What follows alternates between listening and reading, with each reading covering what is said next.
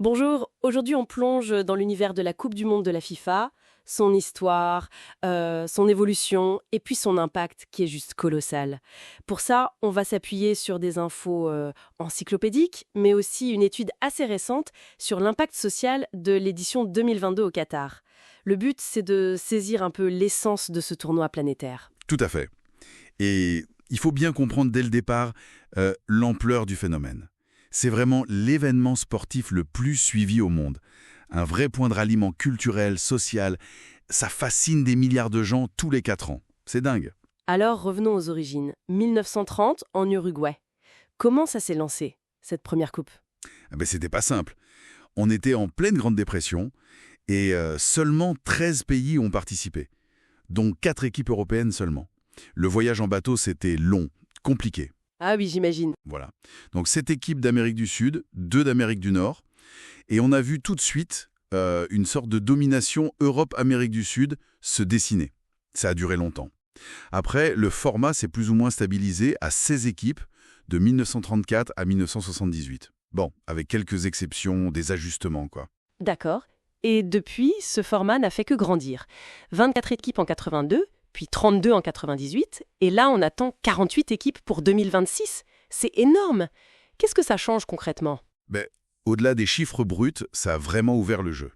Ça a permis à plus de nations d'être là, de se montrer. On a vu des équipes d'Afrique, d'Asie, d'Amérique du Nord créer des surprises, bousculer un peu les favoris habituels. Oui, comme le Maroc en 2022 ou la Corée du Sud en 2002. Exactement. Le Cameroun en 90 aussi, c'est lié aussi à une volonté, disons, politique. Platini parlait de rassembler tous les peuples.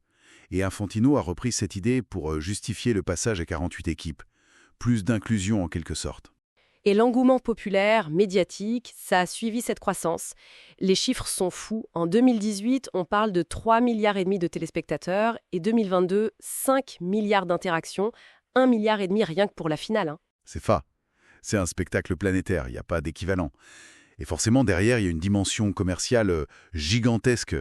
Les gros sponsors, Coca-Cola, Adidas, ils sont là depuis longtemps. Et pour la FIFA, les revenus sont massifs, hein. On parlait de presque 5 milliards de dollars en 2014, plus de 6 milliards en 2018. C'est colossal. Et tout ce qui va avec, hein. Les mascottes depuis 66, les ballons officiels Adidas depuis 70, les chansons. Parlons un peu des pays qui accueillent. Le choix du pays hôte, ça a parfois été tendu, non? Il y a même eu des boycotts. Et maintenant, on voit même des co-organisations comme Canada, Mexique, États-Unis pour 2026. Quel impact ça a vraiment pour les pays organisateurs? Il y a cette étude sur le Qatar en 2022. Oui, c'est ça. Une étude faite sur place auprès d'un peu plus de 400 citoyens et résidents qataris. Et ce qu'elle rapporte, c'est une perception locale d'impacts sociaux plutôt positifs. Ah oui, comme quoi par exemple? Une meilleure image du pays perçue par les habitants, un sentiment de fierté, d'appartenance renforcé, plus de cohésion sociale aussi, et même un sentiment de sécurité accru pendant l'événement. Surtout la reconnaissance internationale, et cet esprit de communauté localement. C'est intéressant. Il note aussi une petite différence. Les résidents arabes semblaient ressentir ce sentiment d'appartenance encore plus fort. C'est une vision locale intéressante. Surtout que, ces attributions, 2018, 2022, elles n'ont pas été sans controverse, disons-le. Ah non, clairement pas. Impossible de passer sous silence l'affaire de corruption à la FIFA en 2015. C'était du lourd, hein? Pots de vin, fraude, blanchissement, lié aux droits TV, marketing, mais aussi, oui, à l'attribution de ces mondiaux 2018 et 2022. C'est vrai. Mais malgré tout ça, sur le terrain, la magie opère toujours.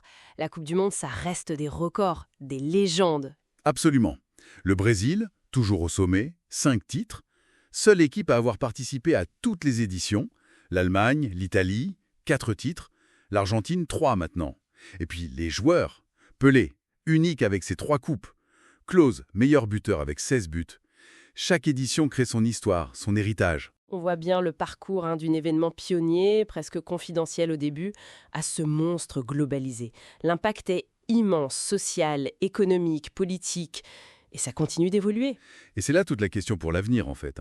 Avec 48 équipes, les organisations sur plusieurs pays, comment le caractère même de la Coupe du Monde va changer?